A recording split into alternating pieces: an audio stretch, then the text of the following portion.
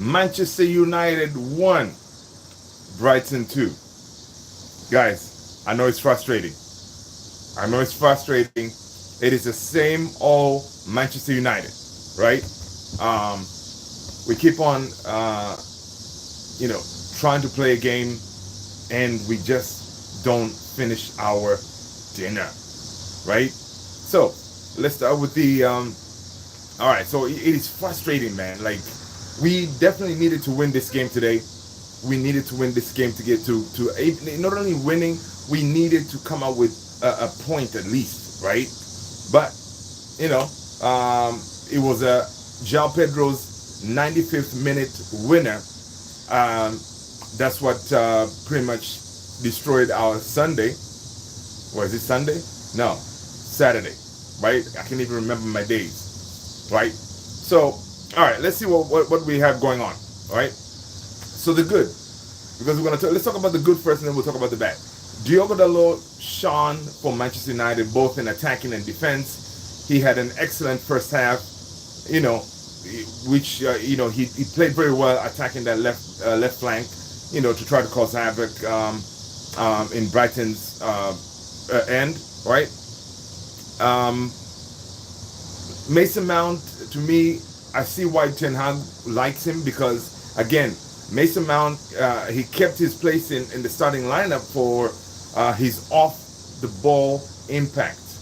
Okay, basically how he played in the Fulham game, right? His off the ball impact is what really got him into this game. He and Bruno Fernandes worked very well in the first half as a front pairing to stop Brighton from playing out and urge their team higher, right? So Ten Hag likes to play with them too because they can press the opponents. That way they don't have to. They were not able to play from the back, you know, to play the way Brighton likes to play from the back, pass to move the ball. It was noticeable that when Mount went off at halftime due to injury, United couldn't stop Brighton from passing through the lines as effectively. Hence the improved second half performance. So obviously, first half we were good because we had Mount on there, but once Mount came off, Brighton had the opportunity to go and press between the lines, and they cut us to shreds. All right. So the bad, Xerxes goes from hero to zero.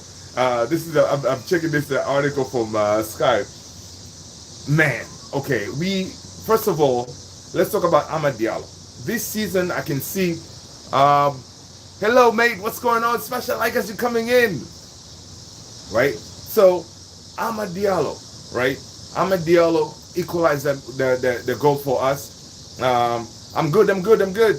Welcome. Thank you so much for joining. Hit that like and hit that subscribe if you haven't done so. Right. So, Amad Diallo, was able to equalize for us, and again, this season we're seeing that it is definitely going to be Amad Diallo's season to come out to take that right wing position as his own, right? This is the United States, sir. United States. Yeah. So Amad Diallo this season, of course, he on that right wing.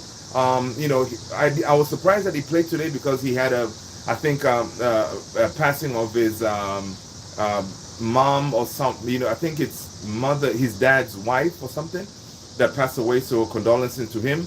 But he still showed up and played, right? So which is good for to see Amad Diallo out there today. In my predicted lineup, I really didn't have Amad. I thought he was not going to play today, but he played, and he did. You can see whenever he plays on the right hand side, he's positive, right? He gets the ball, keeps his head down, and takes on defenders, and he was able to get that equalizing goal for us, which was really positive because at that point we kind of had some momentum, right?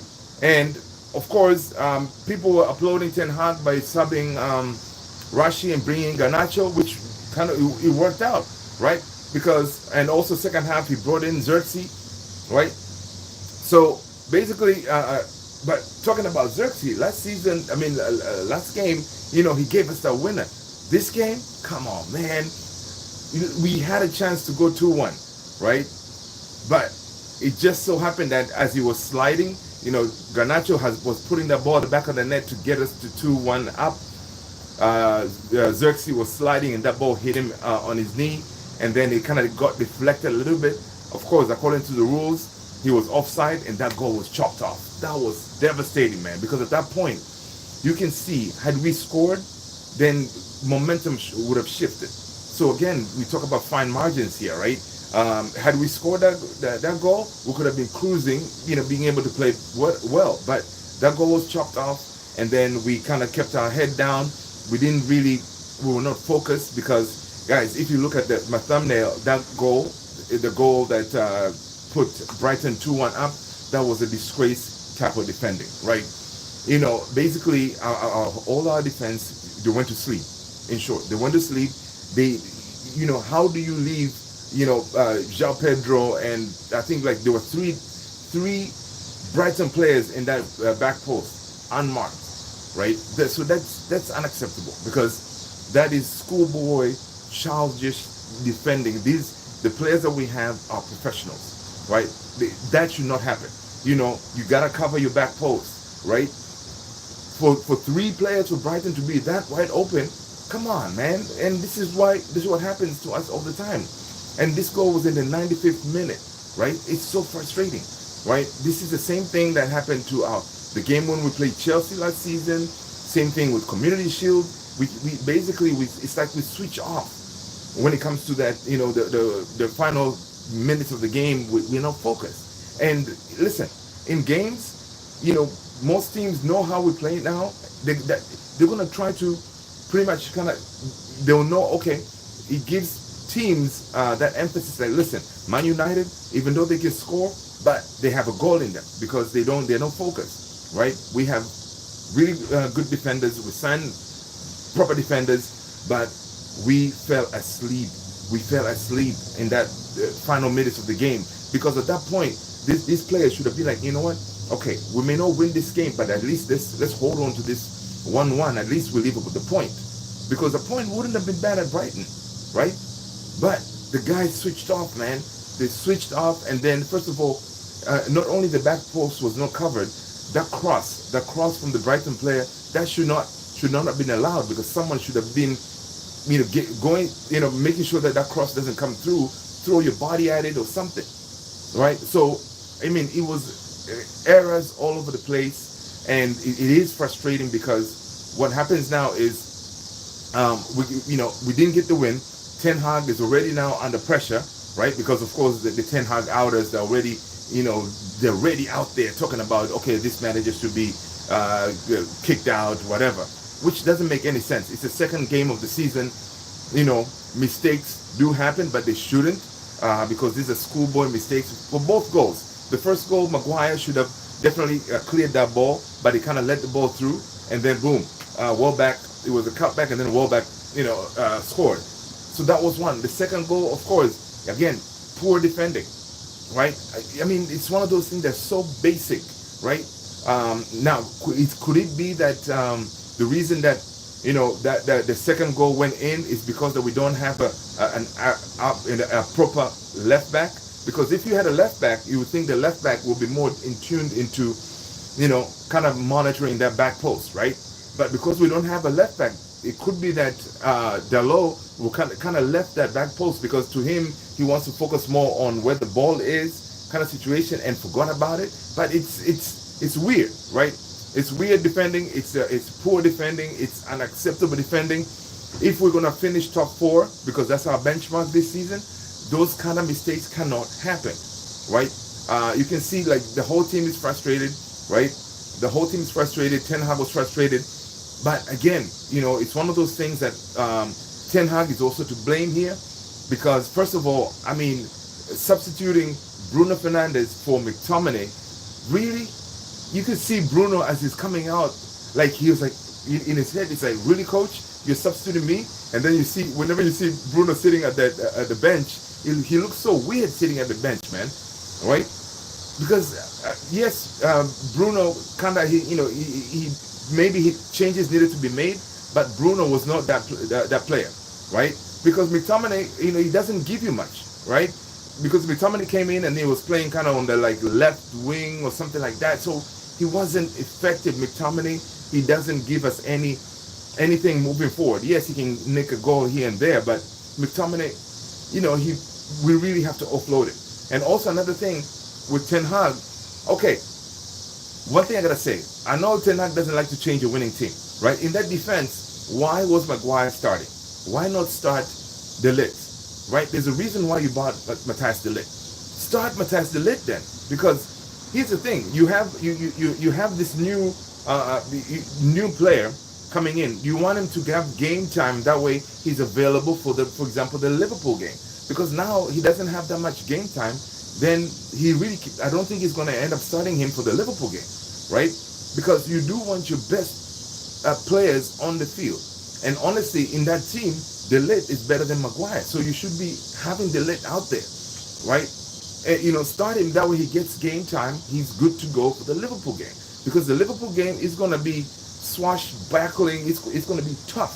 It's going to be tough. And, again, Brighton, beat us. But Liverpool, they're going to come at us full force because they know, listen, they can nick a win, right? So Ten Hag, to me, also takes a huge chunk of that blame, substituting Bruno for McTominay.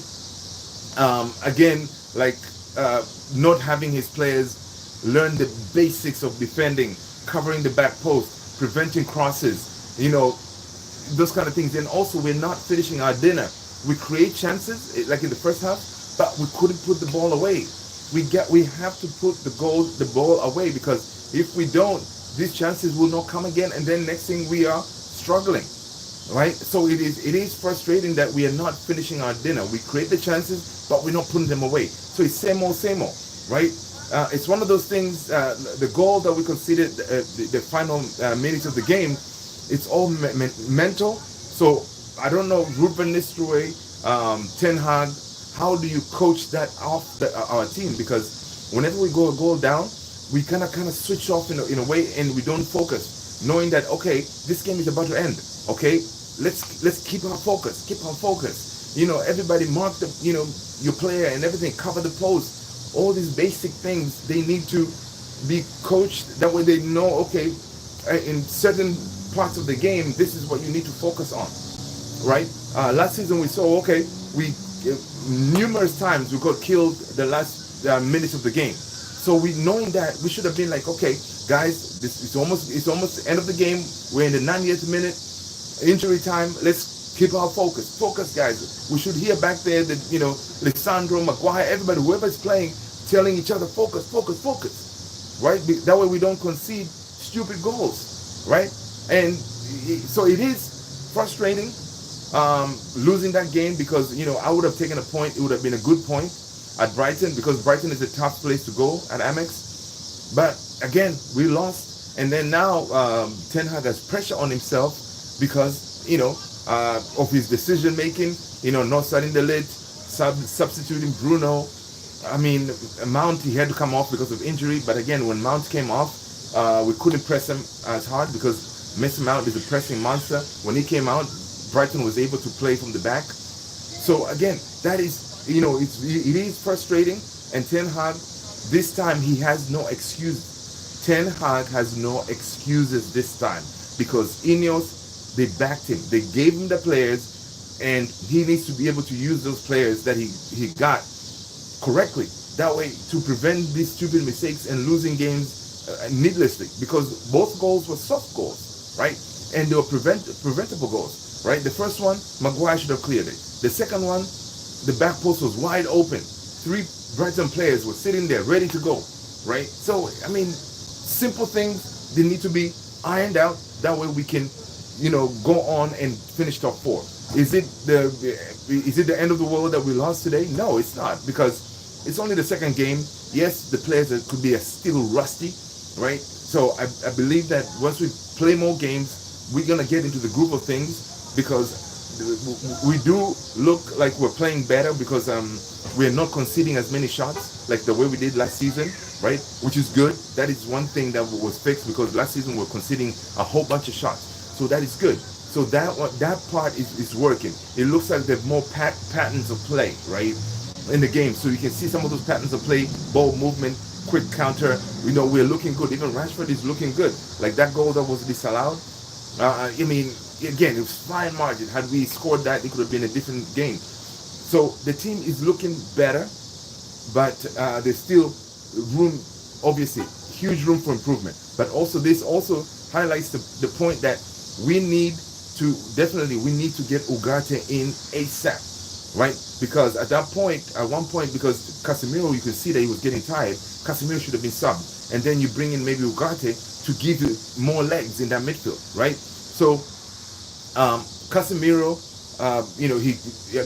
he's a risky, because you saw whenever his legs start going, he starts diving into tackles, and then when you do that, you kind of get a risk of red cards, yellow cards, and all this stuff. So we definitely need Ugarte in ASAP, and I don't know if we're going to be able to bring in another midfielder.